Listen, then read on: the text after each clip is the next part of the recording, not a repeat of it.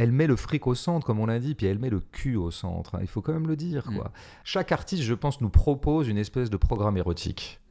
Alors elle, on peut dire qu'elle le fait au carré, parce qu'elle met vraiment, elle explicite son programme érotique, et elle explicite pour elle la centralité de l'érotisme, puisque la première chose qu'on voit de ce couple, pratiquement, c'est quand même un rapport sexuel. C'est quand immédiat. Même, immédiat, pratiquement immédiat. On les connaît à peine qu'ils sont déjà en train de baiser, ces espèces de chauds lapins. Bon.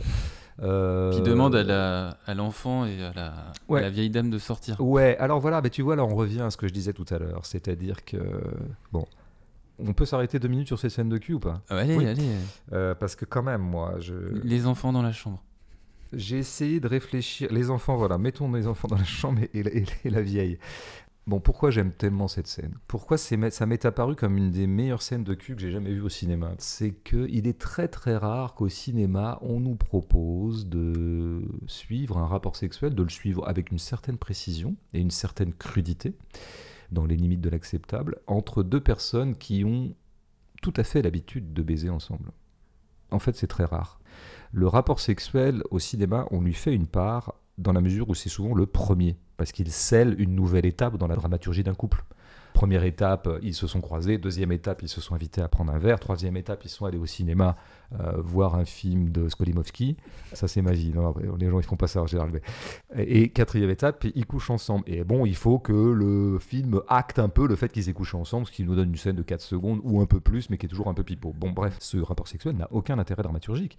On voit bien qu'ils ont déjà couché ensemble 10, 20, 30, peut-être des centaines de fois. C'est très, très singulier, ça. Hein. Alors, nos auditeurs qui sont parfaitement cinéphiles pourront nous signaler un équivalent dans l'histoire du cinéma, mais j'en vois pas, dans ma petite culture à moi. Et justement, on voit un couple qui couche avec ses petites habitudes.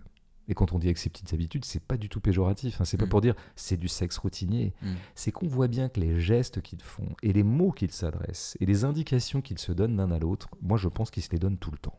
C'est leur façon à eux de faire l'amour, en le protocolisant de nouveau. Pas seulement en éconduisant l'enfant et la vieille, mais dans le rapport lui-même, on sent qu'ils ont un balai qui est un peu réglé, dont ils savent très bien que c'est le balai qui maximise leur excitation et donc leur plaisir.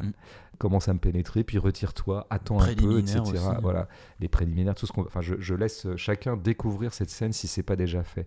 J'avais jamais vu ça au cinéma. Les mots, notamment, qui s'adressent l'un à l'autre, dont on sent bien que c'est des mots qu'ils se sont déjà adressés, encore une fois, et qui sont des mots qui font évidemment partie prenante de l'excitation, comme chacun sait.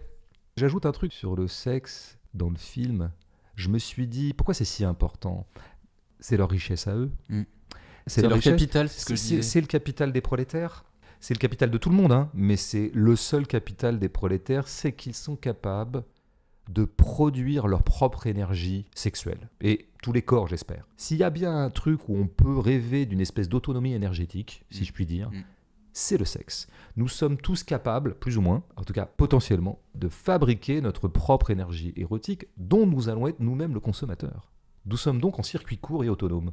Et bien ces deux-là, ils fabriquent à chaque fois qu'ils couchent une espèce de petite usine de désir dont ils sont à la fois les producteurs et les usagers. Et ça, personne ne leur retirera. Et c'est pour ça que Maroussia, qui a bien compris ça, elle tient absolument à ce que ça se soit préservé de tout autre calcul. Et notamment, il faut préserver le plaisir. Le plaisir, il faut que ce soit notre chose à nous. Il faut pas... Et quand elle subodore que peut-être Franck a eu du plaisir à gagner du fric ailleurs, et elle dit en gros, faut pas prendre du plaisir sur le lieu où on est exploité.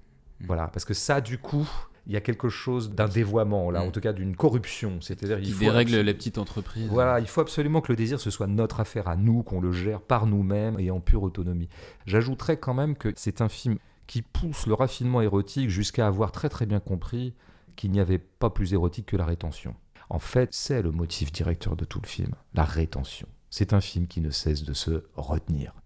Franck devra, pendant tout son périple, se retenir de baiser. Maroussia, à la fin, se retiendra de sauter sur son mec parce qu'il a ramené plus que 12 000. Donc, on devra se retenir encore 1 ou 2 jours, le temps qu'il aille écouler le fric et qu'il revienne les poches vides, comme il lui montre, ce qui lui donne accès au corps de Marussia. Il se retient aussi dans la scène où il va voir la maman à qui il doit donner de l'argent. Mais absolument, grande scène de rétention, donc grande scène érotique. C'est une scène totalement une scène de cul entre deux là. Simplement, c'est du cul pas consommé et qui est d'autant plus du cul qui n'est pas consommé. Ça soigne de partout entre deux. Donc il y a des grands cinéastes de la rétention, et parce que là où il y a rétention, il y a tension. Et si vous voulez donner de la tension à votre plan, arrangez-vous pour que quelque chose dedans soit retenu. Alors là, en l'occurrence, c'est l'intensité sexuelle, mais ça peut être plein de choses. Bon, grand cinéaste de la rétention, Tarantino, dans tous ses films. La scène avec Brad Pitt et la hippie, là, dans la voiture. Voilà, on se retient, on ne le fait pas. Et d'ailleurs, la virilité va consister à se retenir pour Brad Pitt. Là, c'est pareil, Franck gagnera presque des gages de virilité, d'une certaine manière, en se retenant. Et Marussia aussi, comme quoi la virilité est quelque chose qui se distribue entre tous les sexes.